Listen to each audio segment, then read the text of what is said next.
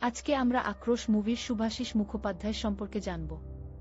শুভাশিস মুখোপাধ্যায় বাংলা চলচ্চিত্র জগতের এক অত্যন্ত জনপ্রিয় ও শক্তিমান অভিনেতা, যিনি সাধারণত তার অসামান্য কমেডি টাইমিংয়ের জন্য পরিচিত হলেও এই ধরনের সিনেমাগুলোতে নিজের বহুমুখী প্রতিভার স্বাক্ষর রেখেছেন।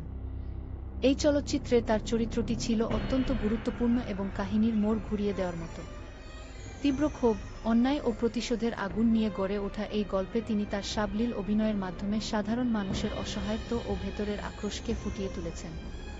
তার চরিত্রের মাধ্যমে গল্পে একদিকে যেমন হালকা হাসির ছোঁয়া পাওয়া যায়, অন্যদিকে কাহিনীর গভীরতা ও মানসিক দ্বন্দ্ব আরও স্পষ্ট হয়ে ওঠে। নিজের চিরচেনা গণ্ডির বাইরে গিয়ে তার এই অভিনয় দর্শকদের মনে দীর্ঘস্থায়ী প্রভাব ফেলেছিল।